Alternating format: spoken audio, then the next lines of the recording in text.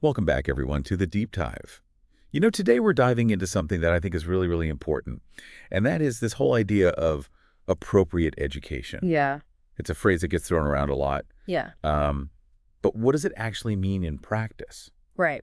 especially when you consider just how different each student can be? Absolutely. And it's funny because I was just reading this quote by Allison Golden and it really resonated with me. She said, trying to apply a one-size-fits-all approach to education, particularly for like 17-year-olds, is like saying that the kid who's having trouble understanding poison labels should just focus on factoring polynomials. Wow. Like it just highlights just how diverse those needs can be. Yeah, it's like you can't just assume everyone's at the same starting point Hmm. or that they need to be pushed towards the same end goal. Exactly. And that difference becomes even more apparent, I think, Yeah. when we look at how we approach conditions like, ADD in the North American education system. Yeah. Because there's often this kind of unspoken assumption that everyone's brain is wired to learn the same way. Hmm. And then when a significant number of kids don't fit into that mold, we tend to label it as a problem within the child, right? Right. Right. Like it's a medical issue or a behavioral thing. But Exactly. could it be that maybe the mold itself is the problem? It's a really fascinating thought, and I think it really is a bigger societal issue that gets sort of distilled down into this individual diagnosis. Yeah, and so then if you think about it, what's the real end goal here? Isn't it Mhm. to help kids develop that ability to take ownership of their own learning Absolutely. in a positive sense? Yeah. And how do we do that when you have all these other challenges that come into play, like, hyperactivity, the struggles with attention, potential for low self-esteem that can manifest as defiance, social anxieties. Right. It's a lot for educators to juggle, and Absolutely. and frankly, a lot of teacher training doesn't fully equip you for that level of diversity. No, it doesn't. And I think that that's such an important point you raise because if you think about it, right, the understanding of the human brain has just exploded in the past 10 years. Absolutely. And teacher training, which often operates on these very established curricula, can struggle to keep pace. Yeah. So for you, the listener, it's important to know that sometimes a teacher's approach might not be the most informed. Mm. And you being aware of that can advocate for the child in your life to make sure they're getting the best possible support. Yeah. My own time teaching high school, before I went into medicine, Hmm. I see this so clearly now looking back. Yeah. My teaching style was very improvisational, Yeah. not a lot of detailed planning, very much in the moment. Yeah. And some students thrived in that kind of environment. Mm-hmm. They loved the open discussions, the kind of, going off on tangents.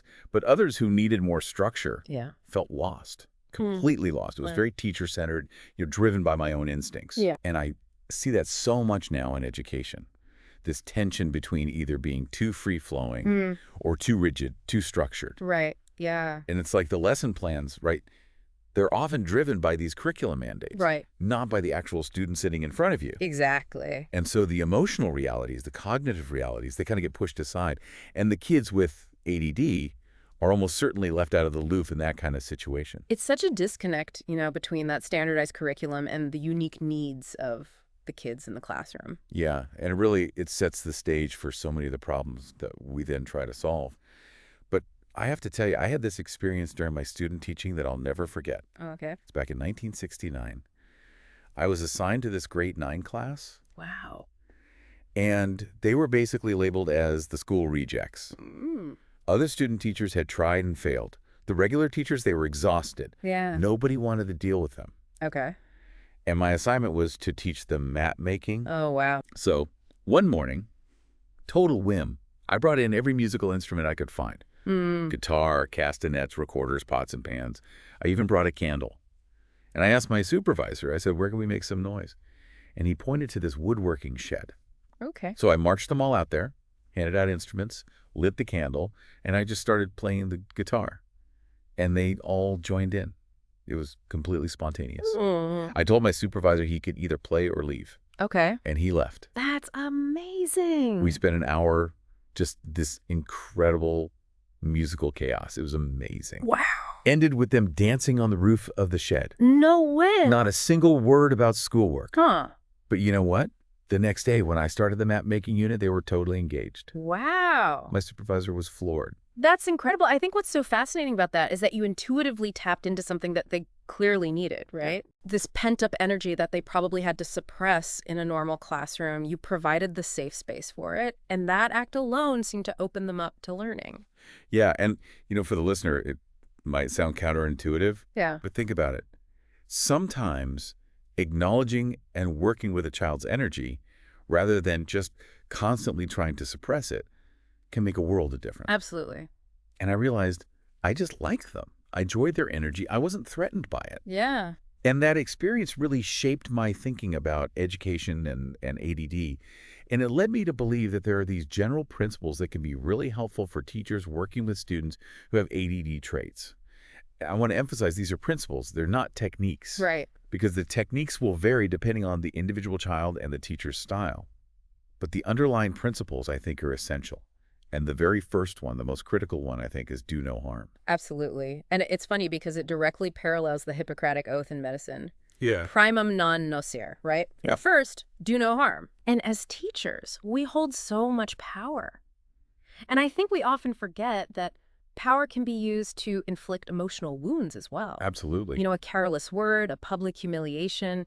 These things can have a huge impact, a lasting impact. Think about the stories that adults with ADD often share about their school years. Yeah. It's heartbreaking. Yeah. The memories of humiliations, the sarcastic remarks from teachers that just cut so deep, Yeah. the punishments for things they literally could not control. Right. It's crucial for teachers to remember that a child with ADD often already feels disconnected from those important adults in their life. Mm-hmm. And they often carry so much shame. And underneath that defiant behavior, so much of the time there's just this really fragile sense of self-worth. Absolutely. And, they may already be dealing with social rejection from their peers. So to then be repeatedly shamed for mistakes, for inattention, for struggling to follow instructions, or even for something like messy handwriting, it just reinforces that negative self-image. Absolutely. And I think for a teacher listening, this principle, do no harm, really asks you to reflect on your own interactions with students. Yeah. Especially the students who you find yourself reacting negatively to. Yeah. Because unless it's just a general personality issue that you have, Mm-hmm. it might be a clue that this child is struggling with something like ADD that you're not recognizing. Yeah. I remember this case from my practice. This little girl, Karen, she was in grade 3. And her teacher, I remember telling me this story. The teacher said in front of the whole class, the class will now wait until Karen returns to Earth. Oh, my goodness. And, on the surface, it might sound almost funny. Yeah.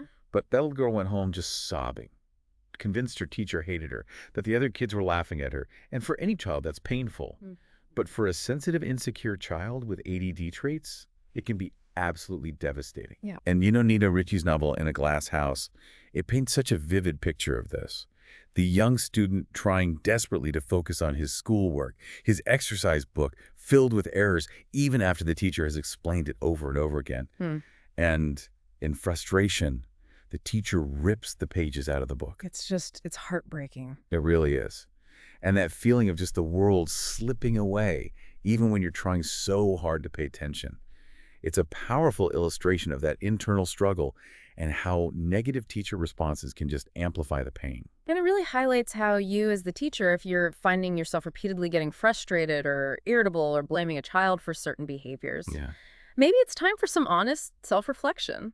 Because it could be a big clue that this child is dealing with ADD that's not being recognized. Yeah. And that self-reflection naturally leads to our second principle, which is the importance of working with the parents. It's interesting how teacher training and even medical education haven't always included a deep dive into ADD. Yeah, it's true. So you end up with this inconsistency in how it's understood and addressed. And yet it's often the classroom teacher who's the first to really observe the patterns and think, wait a minute, something's going on here. The teacher really is on the front lines, but it's so important for the teacher to remember their role isn't to diagnose. That's the job of a medical professional. Yeah. The teacher's role is to document what they're seeing, the patterns of behavior, the specific learning difficulties, and then approach the parents with their concerns in a spirit of partnership. Yeah. To say, look, I'm seeing this. I'm wondering if you're seeing this too. Yeah. How can we work together to support your child? It really should be a true partnership between the school and the family to figure out what's best for the child. And that means, for the listener, if you're a parent, Be open to those conversations. Yeah, Don't see it as an accusation. absolutely. See it as a collaboration. Yeah. Because the parent should never be viewed as the sole cause of the problem or simply as an enforcer of school rules at home. Yeah. And I feel very strongly about this. It's completely inappropriate for schools to pressure parents into medicating their children. Yeah, I agree. If medication is even a consideration, that's a decision that should come from a suggestion for the parent to talk to their doctor, Exactly. to explore all the options. But it should never be a prerequisite for attending school. Absolutely not. And I think, this goes back to that fundamental question, who are we trying to teach? Yeah, That has to come before what are we trying to teach? exactly. Our methods, the structures we create, they need to be responsive to the diverse needs of the students. And especially with ADD, we need to think about adapting the schools to the students, not the other way around. Yeah, it really comes down to that flexibility, understanding, and willingness to adapt. Which leads us to our third principle, ADD specialists. We can't expect every family doctor or every classroom teacher to be an expert in ADD. Right, we can't expect every medical professional or teacher to be a specialist in everything, but they should be able to recognize it. Yeah, a basic understanding is important across the board. Absolutely. But for true expertise, you need specific training and experience. And this is where I think school districts have a responsibility. Mhm. There's no reason other than finances why every school district shouldn't have trained resource personnel. Specialized teachers, school psychologists, consultants, aides who can assess and support the needs of kids with ADD. Yeah, and those specialists can make such a difference. Yeah. For kids with significant hyperactivity, for example, sometimes having that one-on-one support can be the key to helping them integrate into the classroom. Yeah, and I think for a school administrator listening, while hiring specialized personnel might seem like an added cost, think about the long-term benefits. Reduce stress for everyone. A more positive learning environment for all the students. It's an investment, not just an expense. And building on that foundation of support, our fourth principle is about keeping attachment needs in the foreground. Teachers who can cultivate that warm, non-threatening connection with students with ADD traits, they're likely to see fewer disruptive behaviors and longer periods of focused attention. It's about making the relationship the priority, even over the academic goals in the short term. Right, because a child who feels seen, understood, safe, they're going to be much more receptive to learning. Exactly. Now, of course, we have to be realistic. Right. No teacher can fully meet every child's attachment needs in a busy classroom. And we're not trying to cure ADD. Right. But even those small daily interactions, the kind word, a genuine smile, that moment of focused attention can make a huge difference. Absolutely. It builds trust. It creates a sense of safety for the child. And speaking of fundamental needs, our fifth principle is to allow ample time for play and creative expression. It might seem obvious, but there's this really worrying trend in some parts of education to devalue play. I've even seen articles about schools being built without playgrounds. Oh, wow. This idea that recess and unstructured play are just a waste of time. Yeah, and it completely ignores all the research showing how important play is. Yeah, cognitively, socially, emotionally, physically, play is essential. Absolutely. And especially for kids with ADD, they don't need less play, they often need more. Yeah. My experience with those school rejects really drove that home for me. Those kids had all this pent-up energy. But when we gave them a creative outlet, it was amazing to see how that energy could be channeled in positive ways. It's not about forcing external motivation, it's about unlocking the intrinsic motivation. Exactly. And when we think about creativity in this context, it's about valuing the effort, the intention, not just judging the end product. Right. A child who feels supported in their creative endeavors, they're going to naturally want to improve. Yeah, the motivation comes from within. And it's such a shame that arts programs are so often the first to get cut when budgets are tight. I know. I actually heard a program on the radio recently where they were debating whether the arts are even necessary in schools. Wow. I mean, that we're even having that conversation is so sad. It really is. Especially for kids with ADD. Taking away those creative outlets is like closing off a crucial channel for them to express themselves and learn and grow. Absolutely. Now, our sixth principle is about adjusting exam and homework expectations. We need to recognize that a timed exam for a student with ADD might be more a test of their ability to perform under pressure Right. than it is of their actual knowledge. Because when you're under stress, The prefrontal cortex, which is responsible for planning and impulse control and attention, it can actually malfunction. Yeah, so a lower grade on a timed exam doesn't necessarily mean they don't understand the material. Exactly. It might just mean their brain is struggling in that high-pressure situation, and more importantly, their performance on a test doesn't necessarily reflect how they can apply that knowledge in the real world. Exactly. That's why offering flexible exam conditions like extended time or a quiet space can make such a difference. Yeah. It allows for a much more accurate assessment of what the student actually knows. And, in the U.S., a lot of places already mandate these kinds of accommodations, even at the university level. Yeah. But in Canada, we're a bit behind on that. Mm. And those same considerations apply to homework. We have to remember the brain differences in kids with ADD. Rigid expectations around homework can set them up for failure. Yeah, it can lead to this cycle of discouragement and feeling inadequate. So if you're a parent listening, maybe advocate for more reasonable homework loads. Focus on quality over quantity. Absolutely. And schools can't just rely on parents to handle everything at home. Right. Even if individual exceptions are tricky, a more general relaxation of rigid homework rules might be necessary. Yeah. It wouldn't hurt any of the kids in the class. It's about finding that balance between encouraging responsibility and acknowledging the real challenges these kids face. Exactly. Yeah. And this brings us to our final and I think most profound principle: trust. Trusting the child and trusting yourself. I got some really insightful feedback on an earlier version of this material from Mary Watson, a very experienced early childhood educator. Oh, yeah. She pointed out that while teachers can't provide the same unconditional love as a parent, simply understanding the student can be transformative. She called it attentive attention, just really seeing the child without judgment. Yeah, that's powerful. Just recognizing their strengths, their struggles. And her point about trust really resonated with me. Trusting the child to do their best, even when it doesn't look like it. And trusting your own experience and intuition as an educator. Absolutely. Letting go of the shoulds, the need to cure or fix. Right. A teacher who understands ADD can best support these students by helping them find their own way, their own unique way of learning and being in the world. Because ultimately, there's this natural drive within each of us to learn and grow. And in education and in medicine, really, our role is often not to interfere, but to observe, to guide, to support that natural unfolding. So to sum it all up, we've explored these 7 key principles for creating a more supportive and effective learning environment for students with ADD traits. First, do no harm. Second, work collaboratively with parents. Third, utilize ADD specialists. Fourth, keep attachment needs front and center. Fifth, allow time for play and creative expression. Sixth, adjust exam and homework expectations. And finally, trust.